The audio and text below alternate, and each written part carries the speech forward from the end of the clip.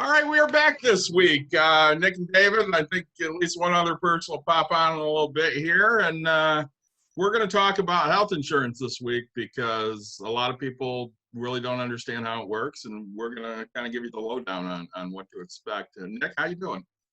Hey, I'm good. Today I got a couple Bud Lights, the Old Faithful for me. It's my go-to. Very excited about today's episode. We've talked about, right? I mean, your history is the insurance field. I mean, that's what you do. I just happen to use it, and some people are going to be asking how's insurance related to investing in money. We're going to walk you through some of those things as well. Believe it or not, you can actually invest while having insurance. So again, and Bush, real excited. If you guys want to go ahead and sponsor us, I probably drink a few kegs a year. Go ahead and ship that. David and I will drink that. David, what are you drinking? So I got a couple of fun beers this week. I went with beers from Shorts Brewing, and I'll jump on my soapbox in a minute here. First, I have Power of Love, and then I have Internet Dating. So excited about both of those. I saw a post from Shorts Brewing the other day.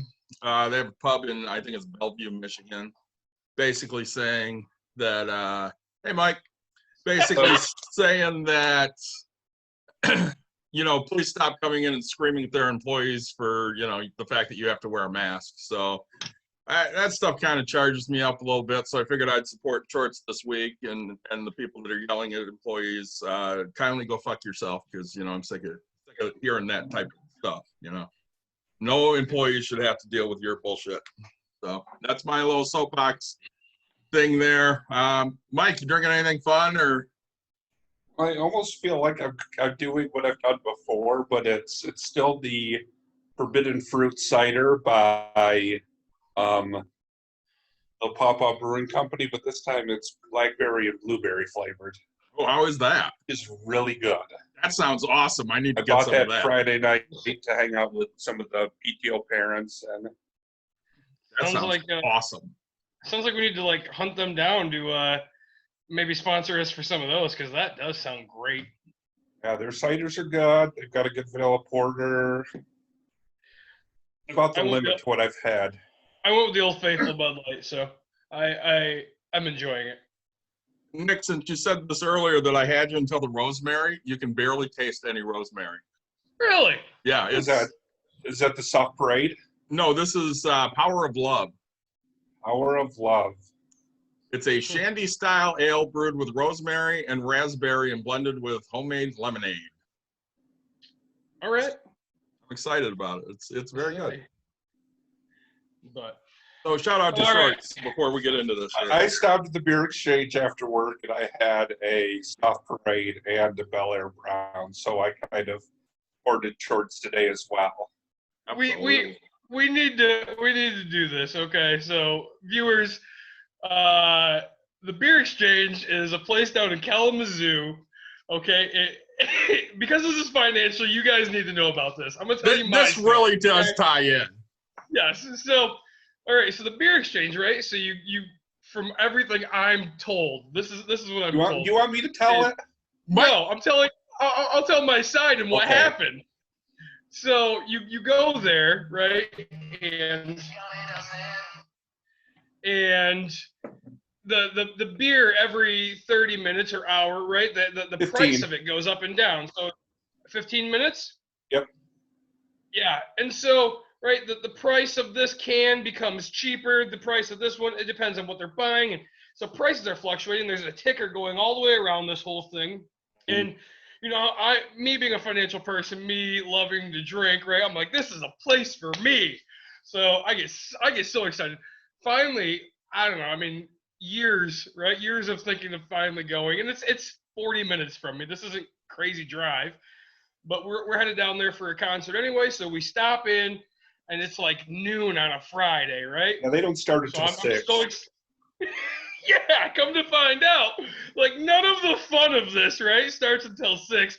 They hand me a straight menu with straight pricing, and it's just a regular bar, and I'm sitting here going, oh, that was the most disappointing, built up thing of my entire life, just to walk in and be oh, it's a regular Yeah. boring bar.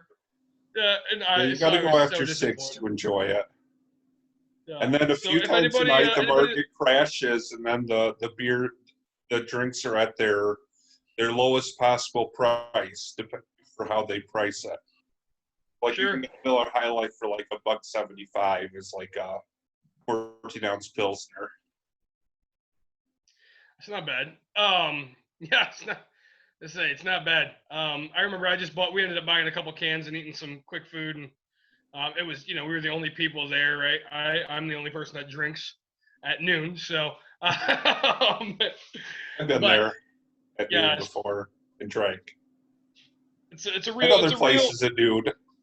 it's a real fun it's a real fun sounding place. So if anybody's watching and they know any connections and they want to get the beer exchange to sponsor us to have us in there, let us know. We'll come completely do it. Give me that satisfaction to know that I officially felt the what it really is, right? So I enjoy the financial part of that thing. It just sounds like an amazing time to go. My problem is right, once something goes plummeted, I'm gonna chug like 6 of them. Oh, I got a great deal. I'm a great deal buyer, right? All righty. So let's get into this one here. Oh, So I know typically I'm the one asking all the questions, but since this is my expertise, I think Nick's gonna more lead this conversation than I am, and I'm just gonna kind of explain everything that we go through here. sure. Right. So, David, insurance. I mean, there's multiple things.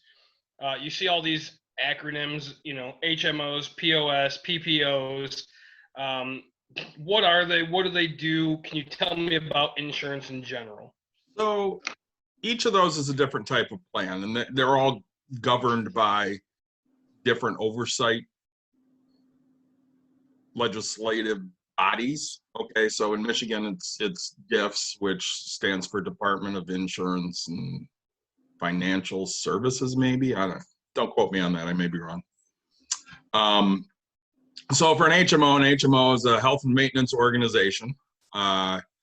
Basically, you are required to have a PCP, which a PCP is a primary care physician. You are only covered for anything that is basically in your provider service network. So they'll give you a list of this. These are the providers we will cover. And as long as you go to them, then you're covered. If you want to go to a doctor that is not covered under those, you're paying full price. It's not tracking towards any of your deductibles or out of pockets, anything like that. So it's probably the most strict plan there is. Most of the people I know either are on an HMO or a PPO. I've had an HMO ever since I got my own insurance. So, we're talking 20, almost 20 years. A POS is a point of service plan, very similar to an HMO. You have a preferred benefit level and an alternate benefit level. So obviously, if you're going to one of their preferred providers, they're paying at a higher percentage than they are if you go to one of their alternate providers, which they'll pay less for. They also require a PCP. So much like an HMO, you have a PCP, but you do have options of going to somebody that's not necessarily in your network. And then the PPO is the preferred provider organization. I don't know all the acronyms. I got to read my cheat sheet once in a while. So PPOs are popular because you don't need any referrals. You don't need any PCP. With an HMO, you have to get referred to a specialist. You can't just walk in and see any doctor that you want for any number of things. You have to work that through your PCP. Same thing with point of service. You need to be referred. With PPO plan, you don't have any referrals. You just make an appointment, go, whether it's for, a surgery that you need or feel you need or physical therapy. You just decide where you want to go get it done. They have in-network and out-of-network benefits. Obviously, the in-network pays higher than the out-of-network does. Out-of-network benefits can get quite expensive, as with the POS and the alternate benefits. But Those are basically the three most popular types of insurance coverages for medical. There are some other ones, but usually not worth getting into. Sure. So you mentioned a couple things. I guess I want to talk about deductibles, out of pockets. Let's kind of walk through what did because I know when I signed up back when I had a job, it was I could have a $500, $1,000, or $1,500 deductible, and then they were all based on different things and stuff like that. So what are some things I should choose being deductible wise and things like that, and what does the out of pocket I guess mean for me? So when we look at different cost sharing mechanisms, so deductibles and out of pockets, co-insurance and co-payment, it's all kind of an important thing to know when you're looking at your coverage. So a co-payment is any straight dollar amount that you have to pay to get whatever service you're getting, whether it's going to your regular family doctor, your PCP, or whether it's going to a specialist to get your finger cut off because it's got gangrene, or whatever. Co-insurance, on the other hand, is any percentage you're going to pay. So if you have a hospitalization and it covers 80%, that's your co-insurance. Is the insurance is going to pay 80%, you're going to get a bill for 20% of whatever that cost is. When we talk about deductibles you pay upfront before the insurance pays any of those costs. So Nick's family, let's say he opts his plan and it's a $2,000, $4,000 deductible. $2,000 would be if he was an individual, $4,000 would be if he's a family. So he would pay the first $4,000 since he has 3 people before insurance is kicking in money. Okay. Every plan has an out-of-pocket maximum that's tied to it. So for a 2 and 4 plan, your out-of-pocket max might be 4 and 8. So once Nick hits his $4,000 and the insurance starts paying, doesn't mean everything's free now. Now those co-insurances and those co-payments kick in. And instead of going to the doctor and his doctor charges $80 for an office visit, as let's say a straight copay of $30, now he's paying that. That no longer tracks towards the deductible because it's already met. That tracks towards the out of pocket. So if he ends up spending $8,000 in that plan year, everything after that is now free. Sure. And that's what we find with most like car insurances or car crashes and bigger things is right. You hit that and then everything else is covered. Right now, I guess onto what I know a little bit about, and the fun part for me, the investing. Help me out, I guess, but like HSAs, right? HRAs, Benny cards. I mean, I think a crap ton of them. What do you got for us? So we'll start with HSAs because HSAs have gotten really popular over the years. So an HSA is a health savings account, which is not technically a health plan. Okay, it's a bank account that you can use to pay for qualified medical expenses, which could be I need to run to the store and buy Band-Aids. It's qualified medical expense. I need to pick up aspirin because I take an aspirin every day, or I got to get my prescription of Zoloft because my anxiety is out of control and I'm going to the doctor. Those types of things. You can pay all of these things out of your HSA. HSAs have to be paired with a HDHP, which is a high deductible health plan. So Nick and I were talking yesterday, and his question to me was, what does high deductible mean? So I did some looking it up because, I just take for granted on my plans. I have an HSA. I've had an HSA for 12 years. I've always had the high deductible health plan. So, I think our cheapest one was started at $2,000, $4,000. The IRS will tell you that for 2019, I don't know what the update for 2020 is. Any plan with a deductible of $1,350 for an individual or $2,700 for a family is a high deductible health plan. and your total out of pocket cannot exceed $6,750 for an individual or $13,500 for a family. Which, if you're spending $13,500 as a family, you're spending a lot of money. Yep. Now, the reason I like HSAs is there's a lot of tax advantages for them. If you're contributing to your HSA from your check, that's pre-tax dollars, so you're not getting taxed on that money. You're earning interest on your HSA, and then when you hit a certain threshold, you have the option to take that money and actually invest it to try and grow it higher. Of course, we all know with investing, you could lose money as well. So it's not like you're going to guarantee get more money out of this, but you do have that option, which is something Nick always loves. You have the option of making more money with your money. Yep. These can be funded by anyone. So, Mike's my friend and he's got an HSA and I got some extra money and I can just throw money in his HSA because I like it. There's no real strict rules on who can and cannot contribute to an HSA. You own it. So if you change jobs, that account goes with you. Whatever money is in it goes with you. I know with my job, the start of every year, they put X number of dollars in our HSA. If I decide to turn around a month later and leave, they don't get that money back. That's my money. Okay? Sure.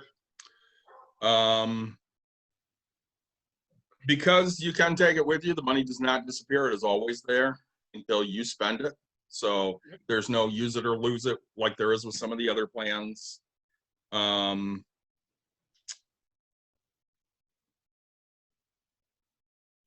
think that hits pretty much most of the highlights for the HSAs.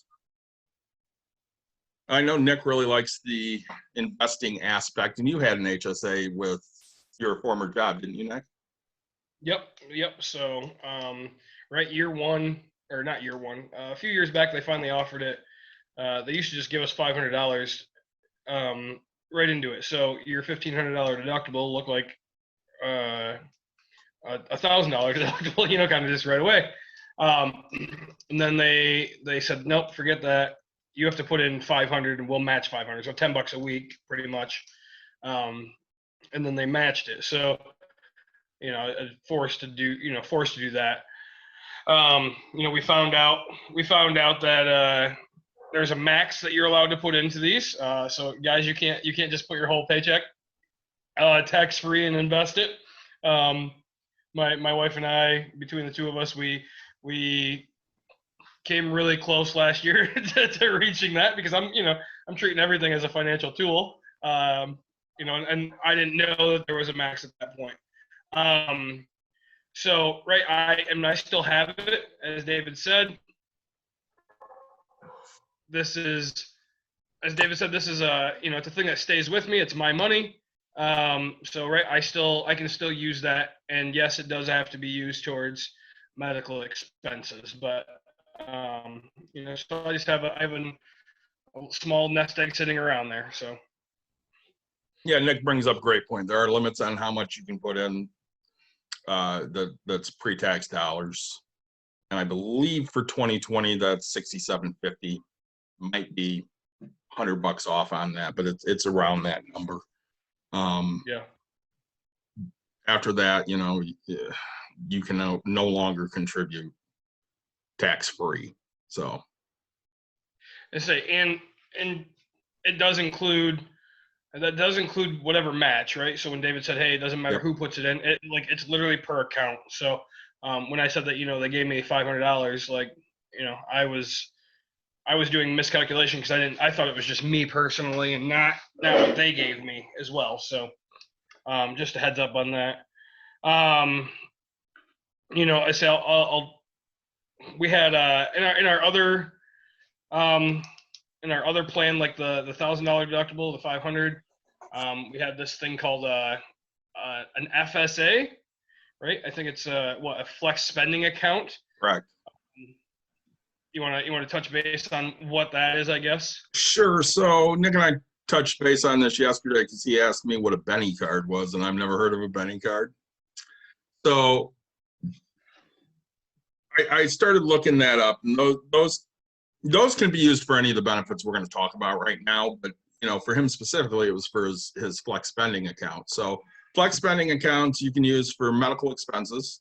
So same type of thing as HSAs, Band-Aids, doctor appointments, eye care, dental, anything. But you can also use these funds to pay for daycare, child care. So send your kid to daycare. This is pre-tax money.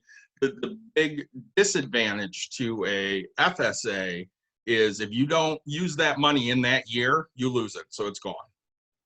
So you have to keep track and make sure that you're using that money, or that money just goes away. Yep. So I've heard the terms HRA. I mean, what's that? An HRA is similar to an HSA. It's a health reimbursement account. They're somewhat popular at work. I don't deal with them a lot, but I can give you kind of the basics. These are funded fully by your employer. So they put the money in, you can use it to pay for premiums and doctor visits and any qualified medical expenses. But because your employer puts that money in, if you leave the company, they keep their money. That's their money. That is not your account. Okay. So that's really the big difference between the HSA and the HRA, is that's their money versus the HSA, which is your money. Sure. I guess, touching with you guys on the financial side of things, right? So, I do, again, I personally gain my money. I pay my taxes on my gains and things like that every year. But I'm putting in pre-tax, so that's a great thing. One thing that I like about it, right, is it forces me to have a nest egg in case something happens, right? So my wife and I's goal is every year to pretty much have enough money sitting in this account to where we just have our deductible paid, our out of pocket, right? So that way, in case something, I ride a motorcycle, I've been down, and if something bad happens, right, it's just, she knows that, boom, this specific account right here is money that she couldn't use to anything else in the world. It's only medical. Boom. She just swipes the card, pays the bill, or makes the phone call. It's completely done. And, then everything else after that is free. And, we hope that never happens. I want to talk, about, say, when you look at things, right, we talked about, you can buy prescriptions, right? Some prescriptions are ridiculous in cost, right? So this is a great way, again, pre-tax. I mean, if you're in a 20% tax bracket, right? I mean, you save 20 cents on every dollar into this account. So to me, it's just a huge thing. And most people, I think, forget that there's such small things out there, right? Like David says Band-Aids, but right, like if you're going to the store, yes, how much of a pain in the butt is it to swipe for all your groceries or whatever, but then throw up your Band-Aids for, my daughter, she loves the smiley faces and the sparklies and all these, and you know what, like, boom, I already, so I'm saving 20% just on that bad boy, anything kind of over in that department. I mean, I get cuts and scrapes all the time. So, bandages. So if for some reason, you chop off the tips of your toes when you get in a motorcycle crash, you can go and buy bandage, right? The stuff that like wraps the ankles, everything like that.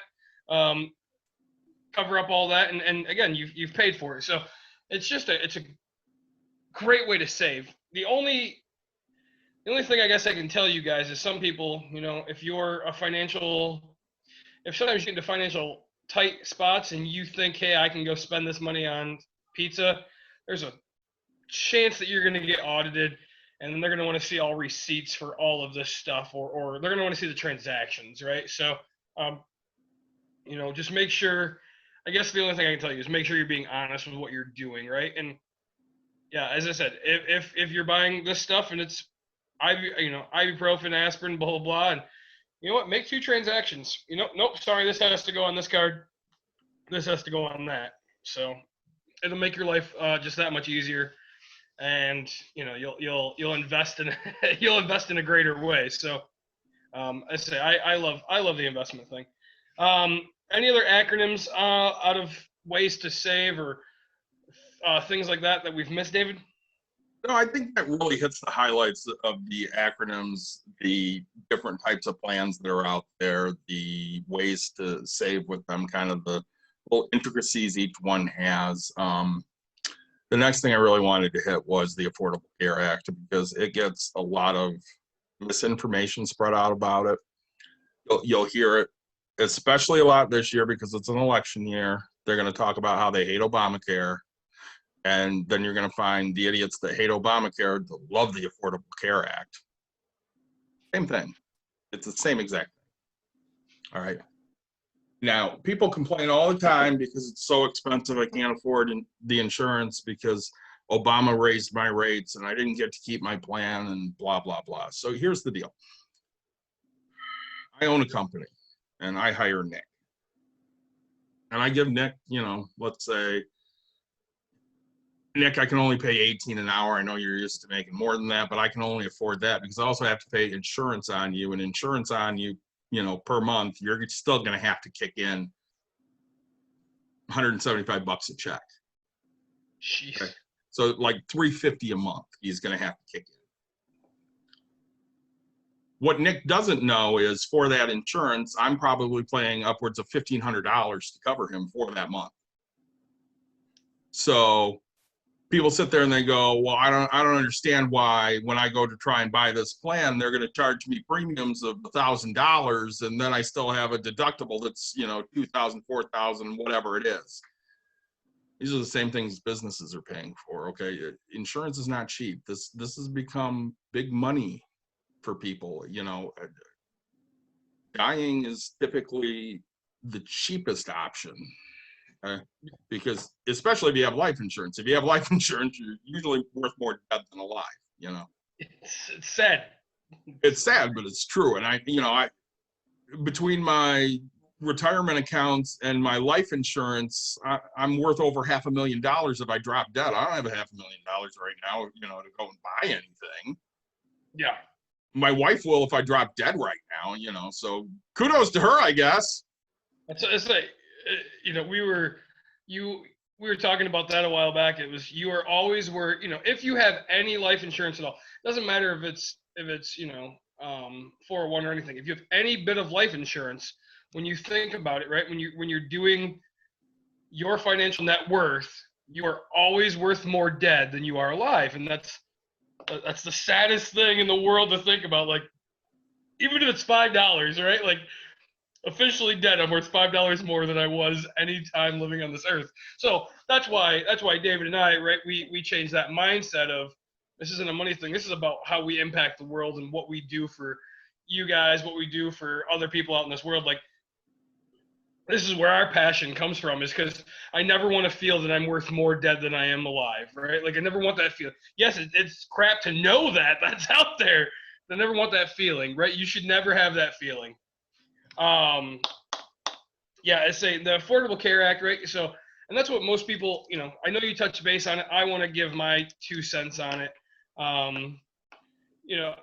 So again, people are over here, I want $15 an hour, right? And they were making $10 an hour jobs. Okay. So, now you want this company to pay you $5 extra, and you want your insurance, at, whatever that is, like another $4 an hour, $3 an hour per employee, right? Like, go find, if you're taking this risk, man, you shouldn't be having all this as the, small business type thing. Larger corporations, we could have this debate, and we probably should some other episode. Right. But like, you look at Walmart, right? Walmart, they hire part-time people because they don't have to give them benefits. And, that's one thing about the Affordable Care Act is like, nope, hey, everybody has to be offered, and it's trying to make it fair. So that way, there's nobody struggling type of a thing. And we never want to see anybody struggle in this world, right? our view is to help people get away from the struggle bus. That's why we gave you the HSA, the HRAs, the Benny cards, the FSAs, right? Those are things that you should be taking advantage of in your work, because right, it's when emergencies happen, you can't always come up with the money. Let's plan ahead, not in our own personal savings, so it doesn't attack. Because I would hate to see the day where I get in a car crash. So I'm out of car, right? Because I only have PLPD. I'm out of car.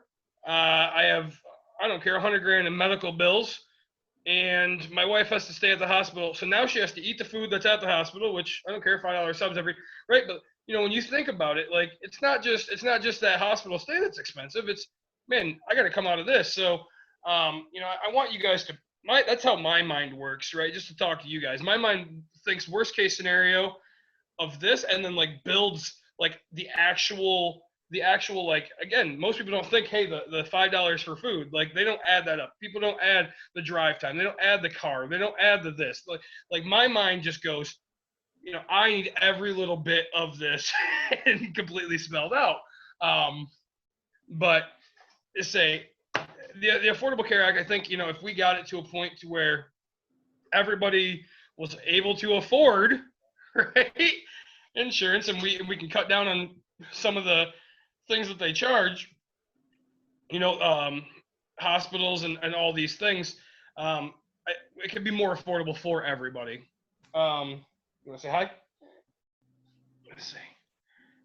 So my kid's a YouTube star, and she's proud of it. I'm telling you, she tells me every day. But they say one other tip. Can I please wait for mommy in the driveway? You bet.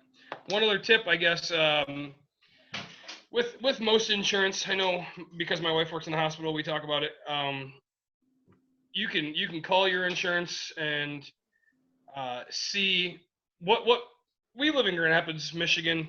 That's what we call it, except for Mike lives down in Kalamazoo. But still, like he can see, hey, if for some reason he has to go have a foot surgery, right? My mom's having that. She can call a person and say, hey, how much does it cost? It's just like buying pizza. It sounds weird. Like if you want to, foot surgery is foot surgery. Yes, you can have doctors that'll do better and this and that, but you can go, hey, how much do you charge for foot surgeries? How much do you charge for foot surgeries? How much do you charge? And then they'll tell you how much it charges, and so you'll know your out of pocket cost and what you're gonna hit. So one thing to look into with your insurance, right? Just say everybody's got their cards and things, like carry your cards with you, and give a call, so that way if you're going to get surgery of anything, you know what the cheapest plan is. So Well, when we look at costs for the ACA, the best part out there is their subsidies. So if you make a certain amount of money, they make the insurance cheaper for you. Okay.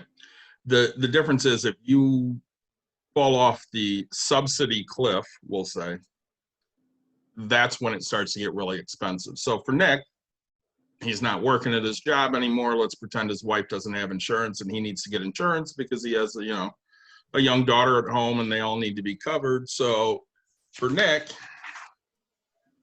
as long as he makes under $83,120 a year as a family, he'll qualify for subsidies, because what they look at is up to 400% of the federal poverty line. Okay.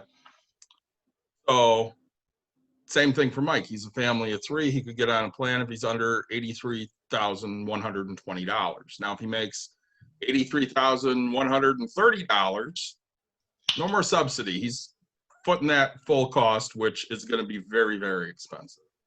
Yep. So it's great that they have this out there. There's a marketplace. You can go shop for everything. I'm going to be doing this next year for my daughter because she's going to be 26, which, the two biggest wins for the ACA is you can keep your kids on until they're 26. They don't have to be full-time students because, let's face it, they don't understand it before they're 26. And even at 26, they probably don't understand it, because I don't think I did, and I was working for the insurance company. We'll say I'm 32 and still don't know it all, right? I mean, And the other big one was you can't be denied for pre-existing conditions anymore. So, you know, if you're diabetic or if you've had cancer, insurers used to deny you for those reasons, which kept costs low for healthy people, but it made unhealthy people go into massive amounts of debt because they couldn't afford any kind of insurance and nobody was cutting them any kind of deals. Yeah. So those were two huge wins that came out.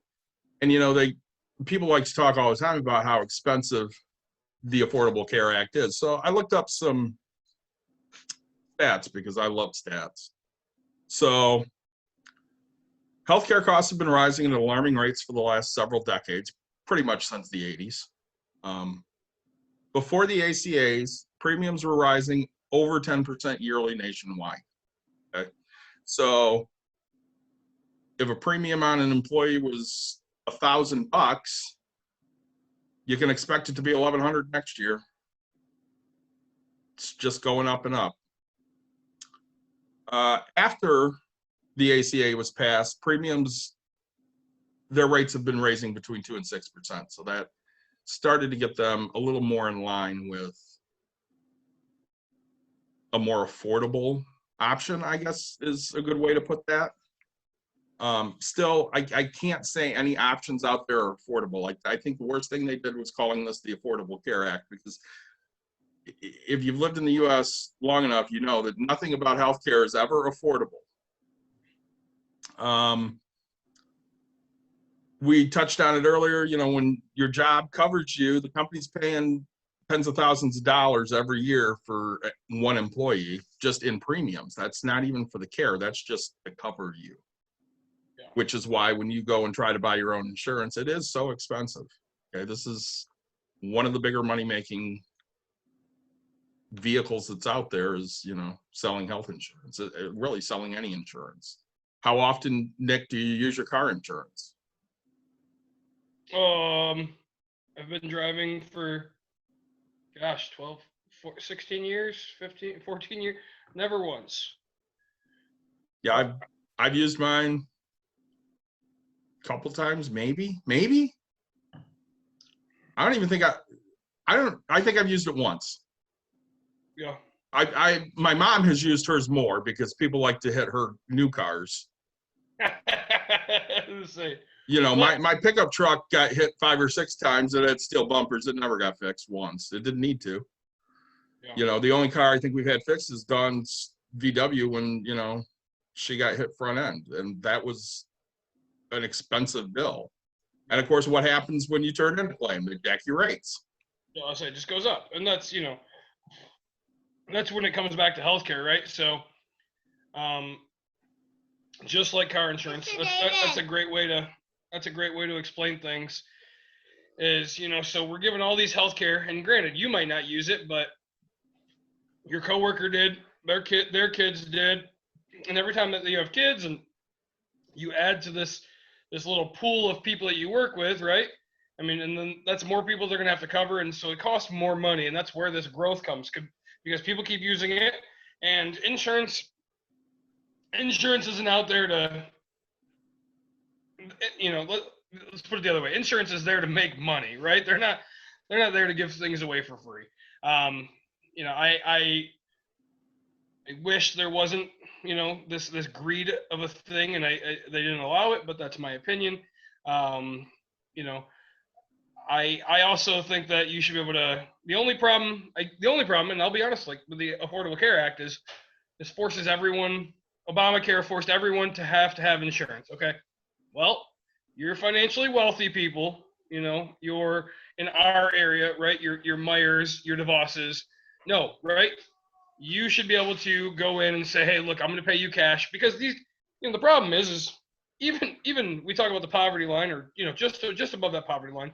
So when you're making $25,000 a year, you're above the poverty line or whatever it is, and you know, how many of those people are actually paying their medical bills? You know, it's just not happening. So, right, I believe that me as a person with financial, I'm not in the DeVos area, but like I should be able to walk in and be like, hey, you want to do $10,000 for a foot? Take $7 grand cash, boom, cash money right in your hand. You know what I'm saying? Like I'm getting 30%, you know, I should be able to buy. I should be able to buy what I want. So that's the only negative I see is, you know what, I'm going to buy what I want from who I want, how I want to, if I'm financially there. So I don't think everybody should be. Granted, I mean, yes, they complained, but most of the people that were there weren't complaining because what it was a $500 fine if you didn't have it. So you know, it was like the people he was hurting it was just dumb. So Well, and when we look at that, you know, part of the reason that they wanted that mandate that everybody has to be covered is to cover those pre-existing conditions. Now, what it did was it took the cost from, you know, let's say I had cancer and now I have a pre-existing condition. Instead of charging me 200% more than they're going to charge Mike, who did not have cancer, they're going to charge us both the same thing, and we're going to share that cost of my cancer. Okay, so they took that risk and they spread it out amongst a large number of people instead of, you know, just saying, well, that sucks that your body's screwed and your genetics were screwed up, or, you know, you smoked for 20 years or whatever dumb thing happened. sure. You're going to get penalized for all of that, even if it had absolutely nothing to do with anything you've done. Now it spreads it out over people, so the insurance company doesn't have to sit there and take huge, massive losses. They can still make money because, like Nick said, they're in a business to make money. They're not here to, it's not charity, okay? They're not out to lose money. They don't want to break even. They need to make money. Yeah. Mike, any good questions? We hit everything. Your kids covered. You know what you're doing We now. did. This was kind of an interesting year for me because when it came time to sign up for insurance at the end of last year, my ex was able to actually get a family plan cheaper than a plan that would cover just her and her husband. So she offered to take our kids and put them under hers. So, you know, for me, it was interesting if this can continue, you know, what's the best option for me. But, you know, I think she just had one of those, like a PPO style plan. And, you know, my daughter spent the first, you know, 3 of the first 4 days of the year, you know, planned in the hospital, not like in the hospital for anything, you know, unexpected. But we basically, you know, we hit her deductible in the first week of the year. So since then, everything has been free that she had to do for the kids. You know, she's got, you know, Max is doing some, you know, OT, Addie's in chiropractic, and it's all free at this point. So, you know, we talked a lot about out of pockets. You know, depending on what happens, you can cover your out of pockets really, really quick. But yeah, I mean, for me, it was good to hear. You know, I've always wondered the difference between high deductible and with an HSA versus just a standard plan where, you know, you have co-pays or co-insurance with every visit, and, you know, only would it take, you know, something really weird to reach that, you know, max out of pocket. Yeah. Well, I'm going to jump in the weeds here for a minute because, you know, I get a lot of questions from people on what plan should I sign up for. And I like to direct people towards an HSA in 2 circumstances. One, they're really, really healthy. Or 2, they have a lot of medical issues. So if you're somewhere in the middle, an HSA is probably not right for you because you absolutely want to either not spend any money or you want to hit that deductible.